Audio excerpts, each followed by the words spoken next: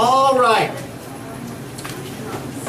Now it is time for our illustrious co-founder, Denise Baran Unland. Denise is the overworked features editor and writer for the Herald News in Joliet, the author of the Bryony series, supernatural literary trilogy for young and new adults, along with 2 spin-off series for children and 1 cookbook of 1970s and Victorian recipes, which is a fundraiser for Big Brothers Big Sisters of Will and Grundy counties.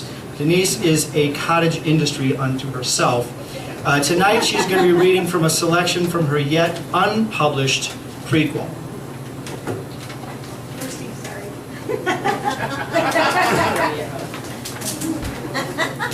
Denise Unland. So it wasn't only Dwayne's pen that recently died. So my daughter in Raleigh, when they moved there 10 years ago, they ended up with this pet lizard.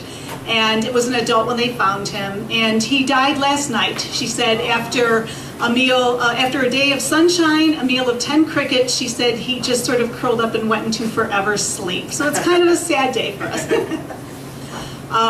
You know, when you write a novel, it's kind of hard to find an excerpt to read that makes sense. So what I brought here tonight, and I'll just give you just a little quick, for anyone who's read my series, the main action takes place in a pretend fishing village in the 19th century in northern Michigan called Munsonville. There is a place on the outskirts called Fisher Farm. That's where we're at in this excerpt. And there's a couple people in here. One is Owen Munson, and he's going to be kind of our main character. He's the founder, and he's known for telling tall tales. And we've got one about watermelons. And I figure now that it's finally got some warmer weather, that might be appropriate.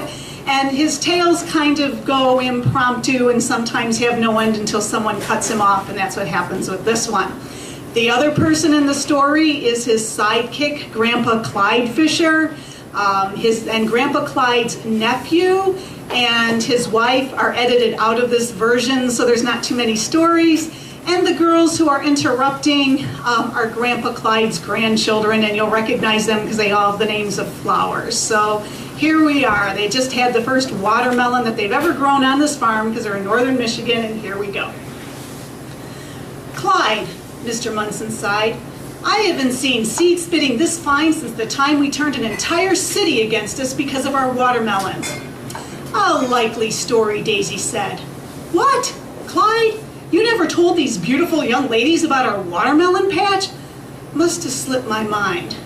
Daisy still looked skeptical. You're making it up. Mr. Munson slapped his hand to his chest. Upon my beating heart, Miss Daisy, I swear I'm telling the truth. Now, if everyone will gather under that white bush yonder, while I polish off the last of this delectable melon, I will share our strange tale. Clyde, if I forget a detail or two, feel free to chime in. Whatever you say, Owen. Mr. Munson spat out the last seeds and then sprawled beside Clyde, who lay on his back and watched the clouds. It was the winter of 18-something, January, I think, and your Grandpa Clyde and I were footing around back east. On a whim, we bought a big old field that was going cheap, and on that field was a little greenhouse. Now, what do you suppose we found in the cellar?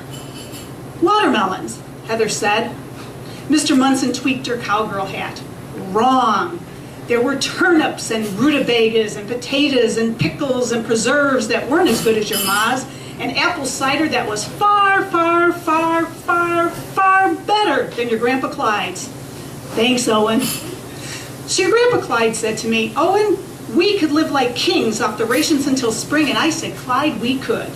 So we set up the checkerboard and didn't budge for 3 months, except to venture into that cellar for more cider and provisions. What about firewood? Ivy asked. Didn't I mention firewood? No, Daisy said. Oh, well, there was a huge stack in the cellar. We had plenty all winter. And meat? Miss Daisy, we had plenty of meat. Any critters sneaking into our basement and hoping to winter with us were skewered and roasted over the fire. That job fell to your Grandpa Clyde, because he kept losing at checkers. Finally, the only item left in the cellar was a burlap sack. A body, Daisy cried excitedly. Watermelon seeds. What? Watermelon seeds? Miss Daisy, those watermelon seeds gave us the best summer of our lives. We planted and hoed and weeded, and by summer we had splendid watermelons. Dark green on the outside, crimson red on the inside, with seeds so black they looked like flecks of the devil's soul. A snort broke out from under Grandpa Clyde's hat. Now, what do you think we did? Ate them? Heather asked. Ate them? We sold them. Oh, hundreds and hundreds. Nobody had seen fruit so sweet and ripe. Everyone spent so much on watermelon and giving away prizes for seed spitting contests that the town went broke. The officials called an important meeting and unanimously passed a law against selling watermelons, and do you know why? No one answered. Because they said it was the devil's fruit, and everyone knows the devil's fruit causes frightful shakes and aches. You had to stop? Lilac whispered. Mr. Munson's face softened. Miss Lilac, it takes more than a silly law and a fever or two to stop your Grandpa Clyde and me. For every watermelon we moved out of that field, we set a boulder in its place. Day by day, the townspeople grew more frightened of our field. On July 19th, an angry mob showed up. And that, Mr. Munson crossed his heart, is the very last time I tasted watermelon until today. Ivy's eyes opened wide. Were you hurt? They set fire to that watermelon seed, but your grandpa and I were already an easy mile away, each of us carrying a sack of money and a sack of watermelon seeds. But we did stop to watch the thick smoke overtaking the sky. Foolish townspeople. Mr. Munson ruefully shook his head. Because they didn't understand watermelons? Rose asked.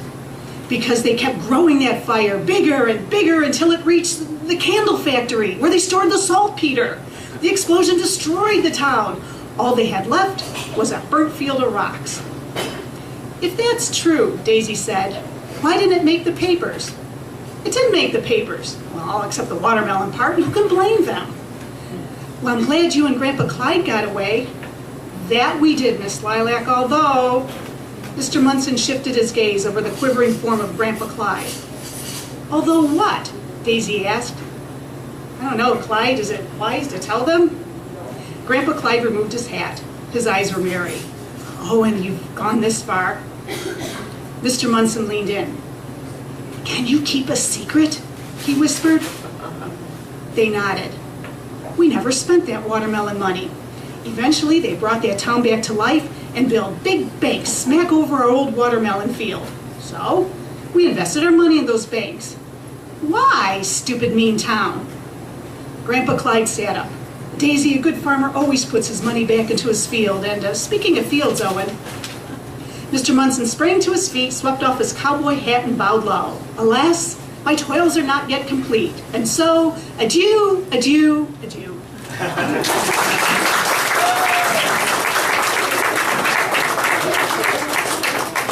Love it, love it, love it. Thank you, Denise.